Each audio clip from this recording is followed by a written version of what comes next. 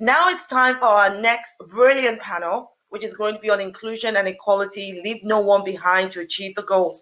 And I'm delighted to introduce the moderator, Dr. Nikki Black, who's a board member, Institute of Human Rights and Business. Also introducing Akanksha Sharma, who's the head CSR and Sustainability at Sterlite Technologies Limited.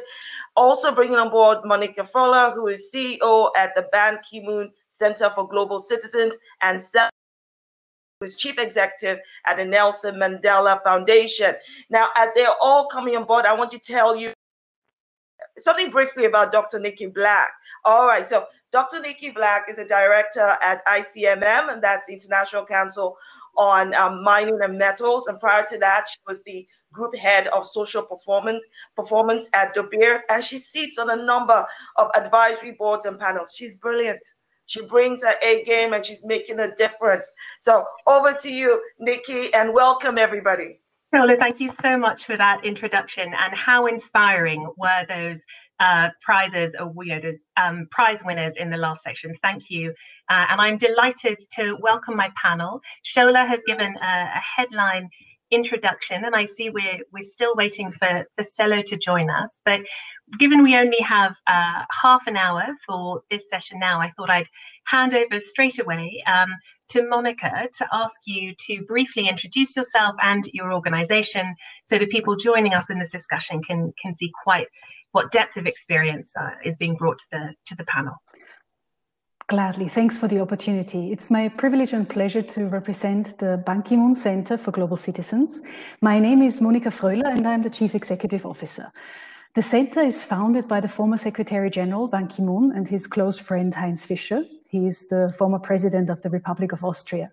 And out of all of the subject matters that Ban Ki-moon could have chosen as former Secretary General, he chose global citizenship as being the key to unlock much of the promises of the Sustainable Development Goals and the Paris Climate Agreement. He will probably be remaining famous for these two landmark achievements. And I know we are here in a community that are all like-minded and aligned on the importance of the SDGs. But what he saw already way back in his times as Secretary General was women and youth need more space and more support to actually fight for the implementation of SDGs and the Paris Climate Agreement. So this is exactly what we do. We do this as Ban Ki-moon Center in many programs, and they are clustered into the pillar of mediation, advocacy, leadership, and education. And in a nutshell, it is from fellowships to scholarships to online classes that we produce. We are privileged to work with partners like RELX, the RELX Resource Center, for example. Everyone out there in the audience who is interested on getting detailed expertise on the SDGs should be very encouraged to check out the RELX Resource Center that has a fantastic composition of archives. So we are privileged to work with partners that are multipliers in their own right, like Global Citizen, the NGO, like RELX, like the Scouts, like the Junior Chamber International. And we are very much backing the various leadership roles that Ban Ki-moon and Heinz Fischer carry, and also the leadership roles of our board, and are reaching hundreds, if not thousands, of young, engaged, passionate and compassionate global citizens who are helping us in our endeavors to promote the SDGs. Thank you, Monica. Wonderful. Akanksha, can I hand over to you to briefly introduce yourself? Sure, thank you. So firstly, thank you for inviting me here today. It's a sheer pleasure. I head sustainability and CSR for Sterlite Technologies, and we are one of world's leading data and network innovators. And working with this organization gives me an opportunity to bring transformation at the last mile. And when I say that, I essentially mean that creating impact with various communities across the world on through technology on SDGs essentially gives me a lot of proud and pleasure. So we essentially focus upon health, women empowerment, and that is why inclusion and equality, education, and also environment as part of our community initiatives all across. And while doing all of this, we keep the UN Sustainable Development Goals at the very center of it. And while I'm representing India private sector, the role of CSR is very different as it is in rest of the world, because in India, CSR is also defined by law. So all the companies need to mandatorily spend a certain portion of their profits on corporate social responsibility and sustainability activities as prescribed in the Companies Act, which really makes a huge difference in the way Indian private sector looks at the overall sustainable development goals and how they embrace it, with their usual business activities and goals. So I'm going to talk more about it in That's great. Thank you. And Selo Hatang, thank you for joining us. Could you briefly introduce yourself and your organization? Thank you very much, Nikki. The Selo Hatang from Nelson Mandela Foundation, CEO. I've been with the foundation now for close on 12 years. And I had the honor of working with Nelson Mandela for a period. And part of the work that we have is I'll just describe as in 3 parts. We do what we call dialogue work, where Madiba was a specialist of bringing people together. People who would see each other as enemies, you'd bring them together to try and find a solution to the problem that they have. And as part of our dialogue program, we also conduct this, what we call the Nelson Mandela Annual Lecture. The lecture has been addressed by people like Salif Johnson, Thomas Piketty, and that's where I'll talk more about inequality in a moment when it comes to Thomas Piketty, Bill Gates, President Obama in 2018, marking the centenary of Madiba's birthday, Mary Robinson, and this year, on the 18th of July, we will have the United Nations Secretary General as the speaker. And he will be addressing this very question of inequality, how COVID has finally held the mirror so close to our faces about inequality. We also do memory work. Madiba bequeathed his private papers to the Nelson Mandela Foundation.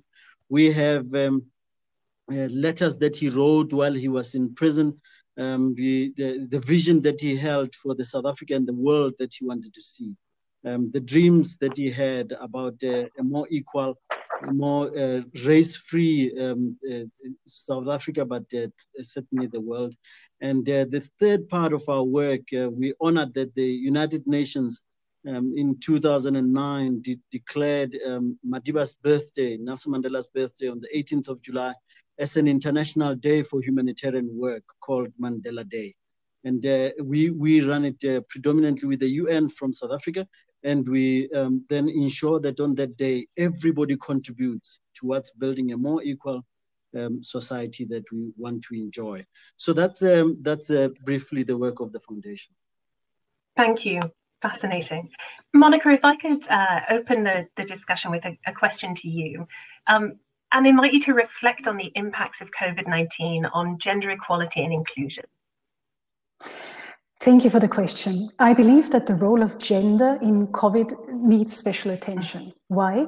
We have seen 2 of the SDGs particularly under stress. One of them was SDG 3 and the other one was SDG 4, the one on good health and well-being and the other one on quality education. We have seen these sectors under stress across the globe. And the key service people who are standing behind these sectors tendentially are women. We know that half of the global population is female, and we know that many women don't have the same rights or experience the same, I'd even call them necessities that men experience. Now with COVID, this kind of situation became even harsher. And if we look at the various sectors that we have all over the place, let's focus in or let's zoom in on, for example, education. In the case of education, we, under COVID, have been looking on top of the 260 million people that are out of school, kids that are out of school. We looked at 146 countries that locked down schools altogether. Now, definitely girls were harder hit by that. Many of them don't have the means to immediately go to online education or even have the means to be instructed at all. So the schooling system was down. So the brunt of the burden is carried definitely by the children, but in proportion between girls and boys, more by the girls, unfortunately, than by the boys.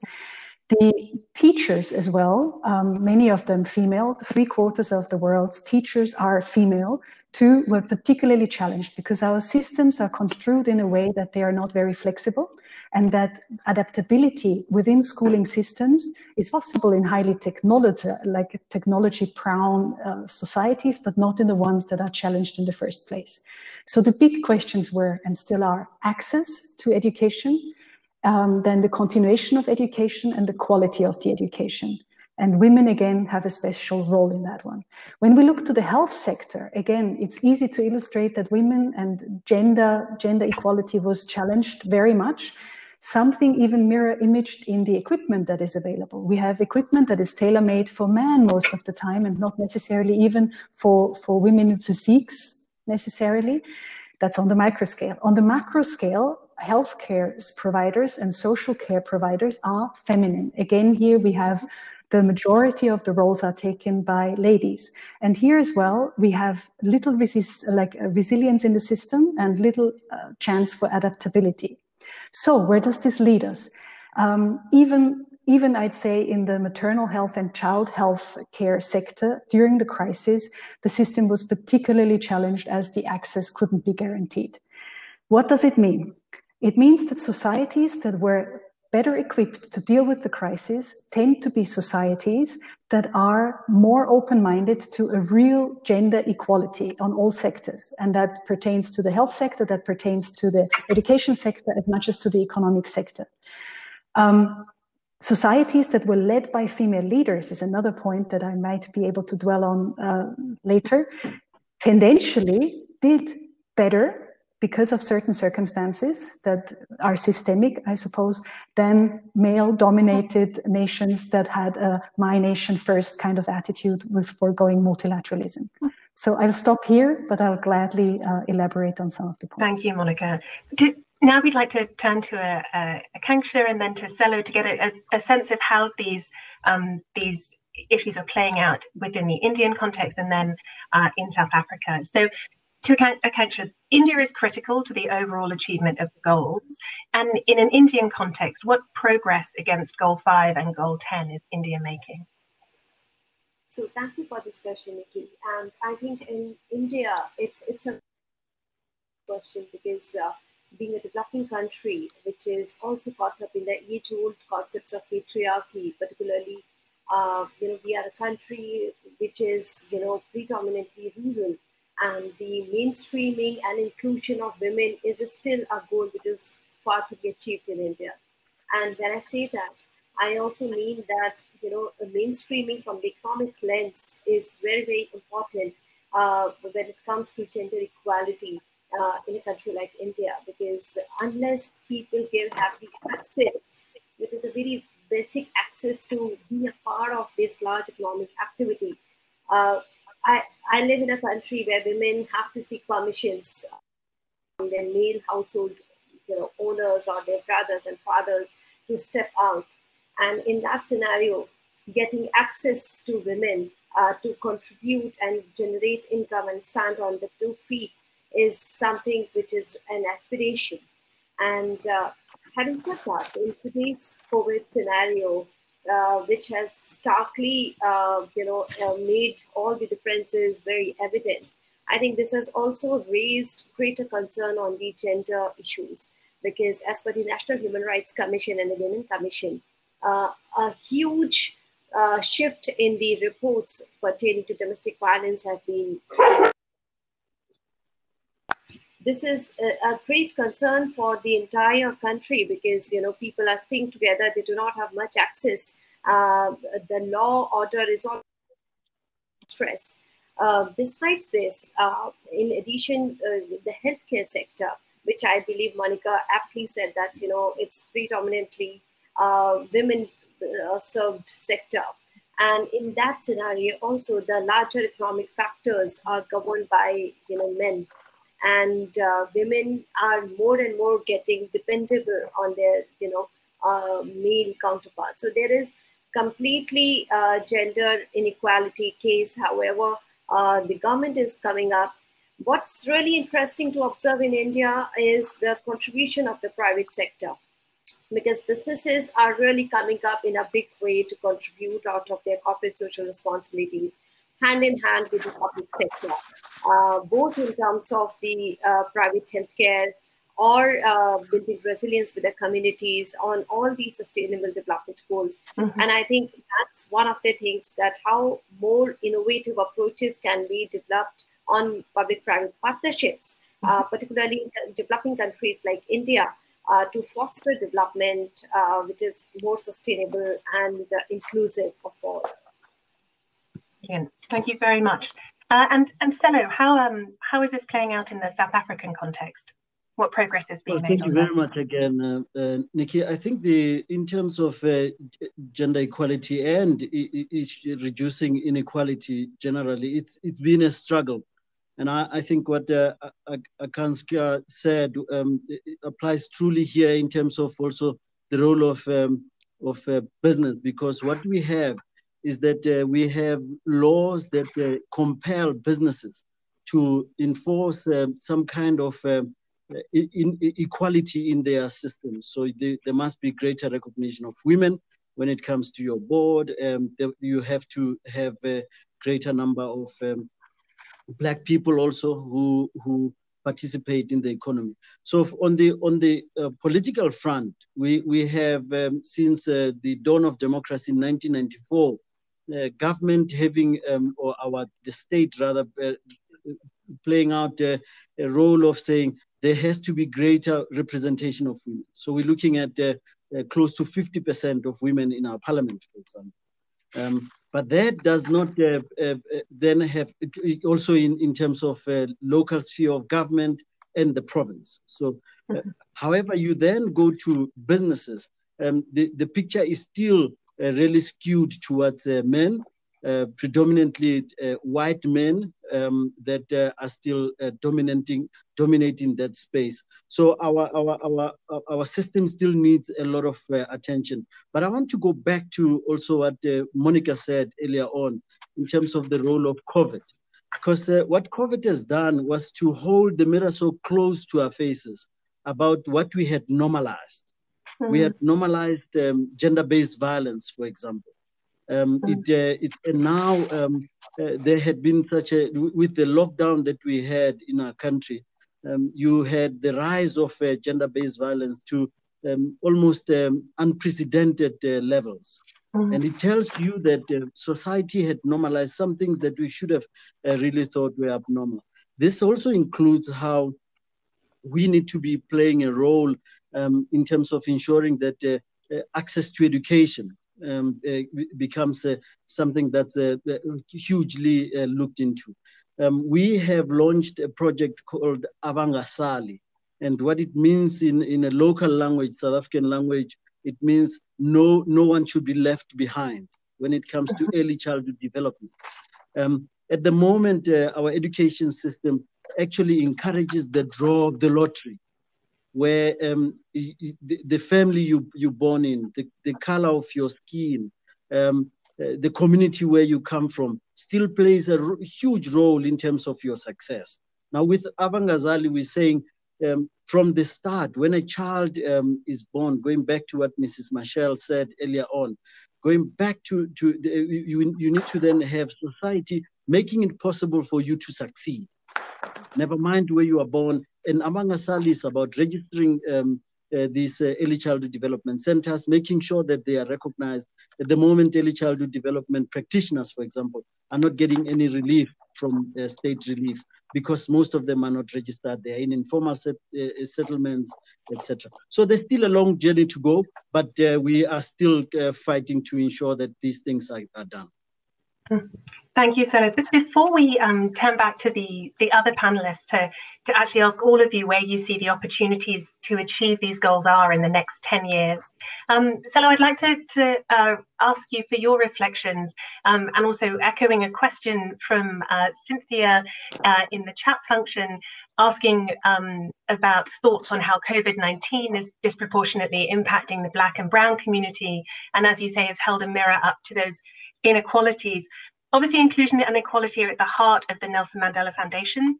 We're still on a journey to achieve racial equality, certainly as has been highlighted with the events in the US. Could you describe some of the work the foundation is involved in around moving forward on these issues of racial equality and division? Well, thanks again. I think for us, we have been on this journey as the Nelson Mandela Foundation from day one, since Madiba established the foundation. We are turning 21 this year. And recently we launched a project with the US, Atlantic Fellows for Racial Equity, which is based in South Africa, the Nelson Mandela Foundation, and in Columbia University with the University of Columbia. And what we're trying to do with that is to ensure that the connectedness of South Africa and other nations, particularly the US, from race, dealing with issues of racism, we need to continue to be fighting these battles. At the moment, as you can imagine, the battle in the US around Black Lives Matter, and it being predominantly with the security forces, the police, we have had incidents here where predominantly Black police officers have been abusing fellow Black citizens. And in fact, the recent statistics that have come out suggest that the police have over 3,000 cases of assault, for example, over 200 in the last year, predominantly Black men dying at the hands of the police. And these things are about unlearning. It was normal for the police to treat Black people like that under apartheid. Now it's a long journey of unlearning that we must go through. And we as a child, I was 14, for example, when a policeman just hit me with the back of his rifle. I passed out, and on waking up, he just kicked me my backside and said, "Keep running." He didn't care whether I died or not, because I'm not human. I'm not human enough. Now, it tells you that to unlearn that will take generations. And I'm hoping that processes that we're engaged with you, Nikki, today, will ensure that we continue to make noise about struggles that we continue to have, and reconciliation, issues of race-based inequality will continue to afflict countries like ours. I mean, when Thomas Piketty was here, he highlighted that about how our race-based inequality will be something that we're going to have to go through for a long while. And I'm hoping that it will still be with my children, that they won't have to go through what we went through. Thank you, Stella. Thank you. Akanksha, if I could then ask you where you see the path forward being for the next 10 years to achieve these critical goals.